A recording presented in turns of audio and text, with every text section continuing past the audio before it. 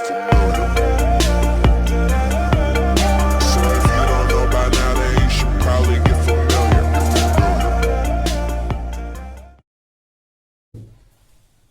Good morning students.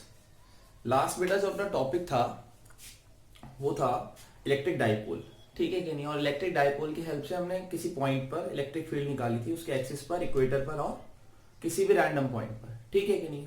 आज हम क्या करेंगे, एक रिंग लेंगे। रिंग कैसी होती है, चूड़ी जैसी, ठीक है कि नहीं। हम एक रिंग लेंगे और उस रिंग के सेंटर से किसी डिस्टेंस पर क्या निकालेंगे, इलेक्ट्रिक फील्ड निकालेंगे, ठीक है कि नहीं। चलिए स्टार्ट करते हैं टाइम को बिना बर्बाद किए हुए। मानो कि हमारे पास एक रिंग है, ये रिंग कुछ ऐसे रखी हुई है, ठीक है कि नहीं। और इस रिंग का सेंटर ये है और रिंग की जो रेडियस है वो मैं मान लेता हूं स्मॉल ए है।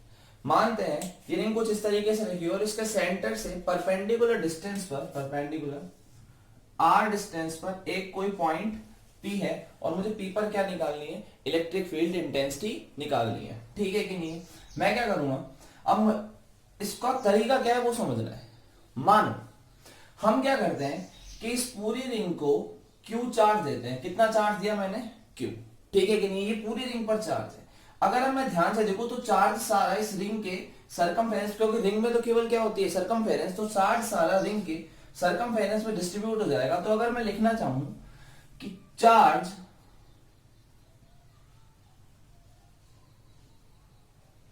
ऑन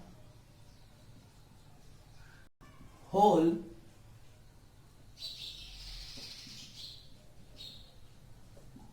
सरकमफेरेंस,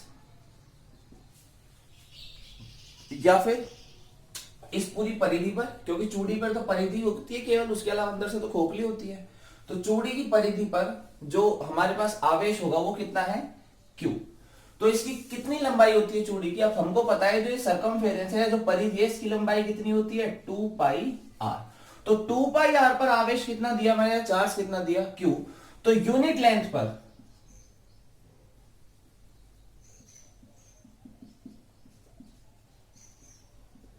या इकाई लंबाई पर जो आवेश है वो कितना हो जाएगा, Q अपॉन 2 पाई ए, सॉरी ए, ठीक है कि नहीं। ये आ गया। अब देखो क्या करेंगे, हम क्या करेंगे, इस रिंग का एक छोटा सा पार्ट ले लेंगे यहां पे, जिसको हम कहेंगे डीएल, ठीक है कि नहीं। इस डीएल पर चार्ज निकालेंगे, इस डीएल के कारण इस पॉइंट पी पर क्या निकालेंगे, इलेक्ट्रिक फील्ड निकालेंगे, और फिर हम इस पूरी रिंग को क्या कर देंगे, इंटीग्रेट कर देंगे, ठीक है कि नहीं। अब देखो ध्यान से, यहां से यहां तक ए है, ये आर है। अगर मैं ध्यान से देखूं इसको, ए आर, और अगर मैं इस पॉइंट को डीएल को पी से कनेक्ट कर दूं तो ये क्या बन गया बेटा, एक राइट एंगल ट्रायंगल बन गया। ये क्या बन गया, एक समकोण त्रिभुज बन गया, जिसका आधार या बेस कितना है, आर है, और जिसका लंब या परपेंडिकुलर कितना है, ए। तो इसका हाइपोटेनियस या इसका कर्ण कितना हो जाएगा, ए स्क्वायर प्लस आर स्क्वायर का क्या, अंडर रूट, ठीक है कि नहीं। सबसे पहले मैं चार्ज निकालता हूं डीएल लेंथ पर। डीएल लेंथ पर जो चार्ज आएगा उसको हम मान लेते हैं कितना, डीक्यू। और डीक्यू निकालने के लिए क्या करेंगे कि यूनिट लेंथ का चार्ज मल्टीप्लाई बाई लेंथ, ठीक है कि नहीं। इकाई लंबाई पर आवेश गुणा लंबाई, तो ये क्या बन जाएगा मेरे पास, Q upon 2 pi A multiply by क्या, डीएल, ठीक है कि नहीं। आगे चलते हैं। देखो मेरे पास चार्ज आ गया, अब इलेक्ट्रिक फील्ड निकालते हैं। यहाँ पे देखो, और दूसरी बात, मैंने इसको चार्ज कैसे दिया है, पॉजिटिव। कैसे चार्ज दिया है, पॉजिटिव। तो पॉजिटिव चार्ज के कारण जो इलेक्ट्रिक फील्ड होती है वो हमेशा क्या होती है, अवे फ्रॉम द चार्ज, आवेश से दूर, यानी कुछ इस डायरेक्शन में, ठीक है कि नहीं। तो मेरी जो इलेक्ट्रिक फील्ड बनेगी वो किस डायरेक्शन में बनेगी, कुछ इस डायरेक्शन में बनेगी, ठीक है कि नहीं। मैं इस इलेक्ट्रिक फील्ड की वैल्यू निकालने की कोशिश करता हूं। अगर आपको याद हो तो फॉर्मूला क्या था, के क्यू अपॉन में क्या, डिस्टेंस का स्क्वायर। अब हमारे पास क्यू की जगह क्या है, डी क्यू, तो क्या आ जाएगा, k d q upon distance. अब डिस्टेंस देखो क्या है, डिस्टेंस है ये, यानी कि under root A square plus are square का होल स्क्वायर इक्वल्स टू, देखो डी क्यू की जगह क्या पुट करेंगे ये, तो क्या बन जाएगा, के क्यू डीएल अपॉन में 2 pi A dot under root A square plus are square का होल स्क्वायर, ठीक है कि नहीं। ये इलेक्ट्रिक फील्ड आ गई, पक्की बात है। आगे चलते हैं। देखो अब देखो, मैं इस इलेक्ट्रिक फील्ड मान लेता हूं, ये वाला जो एंगल है, ये जो लाइन बना रही है इस एक्सिस, इसके साथ, इसकी सेंटर एक्सिस के साथ, मान लो ये एंगल थीटा है। ठीक है, तो मैं क्या करता हूं, इस इलेक्ट्रिक फील्ड के भी कंपोनेंट कर लेता हूं। ये जो हॉरिजॉन्टल, देखो ये एंगल भी, ये थीटा है तो ये भी वर्टिकल अपोजिट है, ठीक है कि नहीं, वर्टिकल अपोजिट है तो ये थीटा है तो ये भी थीटा है, ये थीटा है तो ये भी थीटा है, तो ये वाला एंगल, ये जो ये ई है, ठीक है कि नहीं है, तो ये वाला कंपोनेंट कितना हो जाएगा, ई कॉस थीटा, जबकि दूसरा वाला कंपोनेंट क्या हो जाएगा, ई साइन थीटा, ठीक है कि नहीं है। अब अगर मान लो यहां पे भी डीएल था और डीएल के कारण एक इलेक्ट्रिक फील्ड यहां आती, अगर ये वाला जो एंगल है थीटा, तो ये वाला भी एंगल कितना होता थीटा, ये भी कितना होता थीटा, तो इसके कारण इधर क्या मिलता, एक ई कॉस थीटा और ऊपर क्या मिलता, ई साइन थीटा। अब ऐसे बहुत सारे ई साइन थीटा इकट्ठे हो जाते हैं, वो सारे एक दूसरे के क्या होते हैं, अपोजिट, तो एक दूसरे को क्या करते हैं, कैंसिल, यानी डी ई साइन थीटा को तो हम क्या कर देंगे, कैंसिल आउट कर देंगे, केवल क्या बचेगा, ई कॉस थीटा, यानी हमको किसकी वैल्यू निकालनी है, ई कॉस थीटा। तो मेरे पास ई कॉस थीटा कितना हो जाएगा, देखो ध्यान से, ई कॉस थीटा, ई की जगह तो क्या आ गया, के क्यू डीएल अपॉन में 2 pi A under root A square plus are square का होल स्क्वायर अंडर रूट। अब देखो कॉस थीटा, कॉस थीटा क्या होता है, बेस अपॉन हाइपोटेनियस, ठीक है कि नहीं, थीटा ये है, बेस क्या है आर अपॉन हाइपोटेनियस, हाइपोटेनियस क्या है ये, यानी कि under root A square plus are square, ठीक है कि नहीं। अब अगर मैं इनको पूरे को आगे लिखना चाहूं तो देखो क्या बन गया, k q r dot dl upon में 2 पाई ए, और देखो under root A square plus are square की पावर यहां 2 है यहां 1 है, तो कितनी हो जाएगी 3, तो क्या हो जाएगा under root A square plus are square की पावर कितनी 3। ये मेरे पास क्या आ गई, electric field due to dl in horizontal direction. और हम समझ गए वर्टिकल डायरेक्शन वाला तो कैंसिल हो गया, क्योंकि सारे देखो वापस मैं बता देता हूं आपको, यहां से जो डीएल होगा उसकी इलेक्ट्रिक फील्ड को जिस डायरेक्शन बनेगी, ई कॉस थीटा ऊपर ई साइन थीटा, ऊपर वाला ई साइन थीटा नीचे वाला ई साइन थीटा को कैंसिल कर देगा, तो सारे ई साइन थीटा क्या हो जाएंगे, कैंसिल हो जाएंगे, केवल क्या बचेगा, ई कॉस थीटा, यानी मुझे लेना देना किससे, केवल ई कॉस थीटा से। अब हम इस ई कॉस थीटा को क्या करेंगे, इंटीग्रेट कर लेंगे पूरी रिंग के लिए, ठीक है कि नहीं। अब हम इसको इंटीग्रेट करते हैं, यदि मैं इसको इंटीग्रेट करना चाहूं तो देखो हम इंटीग्रेट करते हैं पूरी रिंग के लिए। अब देखो के कांस्टेंट है, क्यू कांस्टेंट है, आर कांस्टेंट है, 2 पाई ए कांस्टेंट है, ये सब कुछ कांस्टेंट है, ये तो कहां जाएगा बाहर, क्या बचा, के क्यू आर अपॉन में 2 pi A under root A square plus are square की पावर 3, और अंदर क्या बचा, डीएल। अब डीएल किसका पार्ट था, रिंग का, ये रिंग का ही तो छोटा पार्ट था। अगर मैं DL DL DL DL DL DL बहुत सारे डीएल सबको ऐड कर दूंगा तो पूरी क्या बन जाएगी, रिंग। यानी डीएल का अगर इंटीग्रेशन करेंगे रिंग के लिए तो मेरे को क्या मिलेगा, 2 पाई ए।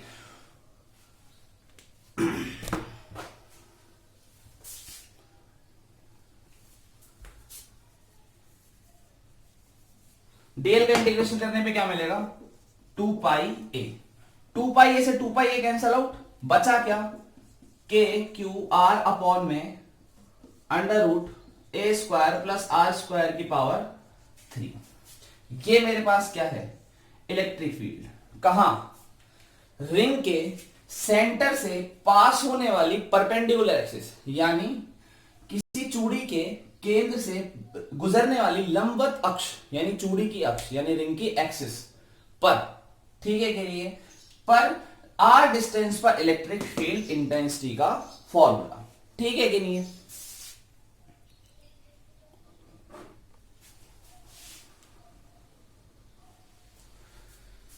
चलिए आगे देखते हैं, ये वाली चीज आपको समझ में आ गई होगी, ठीक है क्या, मैं बाकी चीजें रब कर देता हूं।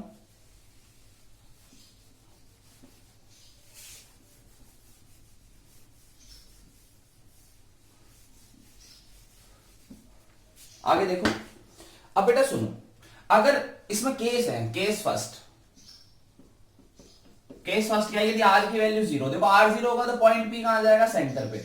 अगर मैंने आर 0 किया, आर 0 करते ही सब कुछ 0, यानी कि सेंटर पर जो इलेक्ट्रिक फील्ड है वो मुझे क्या मिलेगी, 0 मिलेगी, ठीक है कि नहीं। सेंटर पर इलेक्ट्रिक फील्ड मुझे क्या मिलेगी, 0 मिलेगी। दूसरा केस, यदि आर बहुत ज्यादा बड़ा हो, आर की वैल्यू क्या हो, बहुत ज्यादा हो, तो देखो हम इसको कैसे करेंगे, के क्यू आर अपॉन में, मैं यहां से क्या करूंगा, आर स्क्वायर कॉमन लूंगा।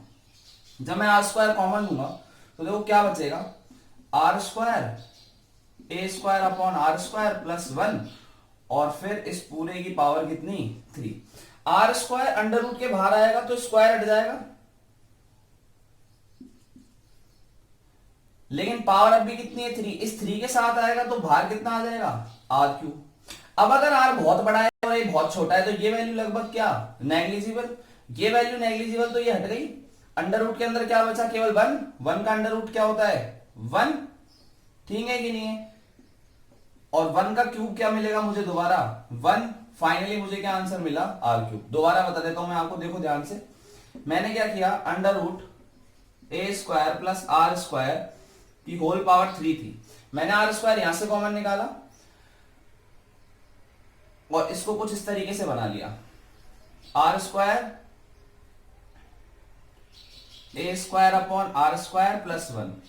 अभी मेरा आर स्क्वायर अंडर रूट के अंदर है, लेकिन जैसे ही अंडर रूट से बाहर आएगा आर स्क्वायर तो केवल क्या रह जाएगा आर, और पावर अगर 3 लगाना चाहूं तो एक तो इसकी पावर 3 इस पूरे अंडर रूट की और एक आर की पावर 3। अब अगर आर बहुत बड़ा है, अगर आर बहुत बड़ा है तो ये वैल्यू नेग्लिजिबल, ये 0, ये 0 तो अंडर रूट के अंदर क्या बचा केवल 1, 1 का अंडर रूट क्या होता है केवल 1 और 1 का क्यूब क्या हो जाएगा 1, आंसर केवल लास्ट में क्या बचेगा आर क्यूब। आर से क्या कट जाएगा क्यूब कितने बार 2 बार, 2 बचेगा आर स्क्वायर, यानी क्या बचेगा के क्यू अपॉन में क्या आर स्क्वायर। यानी ये फॉर्मूला किसका आया था, ये पॉइंट चार्ज के कारण इलेक्ट्रिक फील्ड इंटेंसिटी आई थी। यानी कि अगर ये पॉइंट पी पॉइंट हमारा क्या हो बहुत ज्यादा दूर हो तो हमारी जो इलेक्ट्रिक फील्ड इंटेंसिटी है, हमारी जो रिंग है वो किस तरह बिहेव करेगी पॉइंट चार्ज की तरह बिहेव करेगी, ठीक है कि नहीं।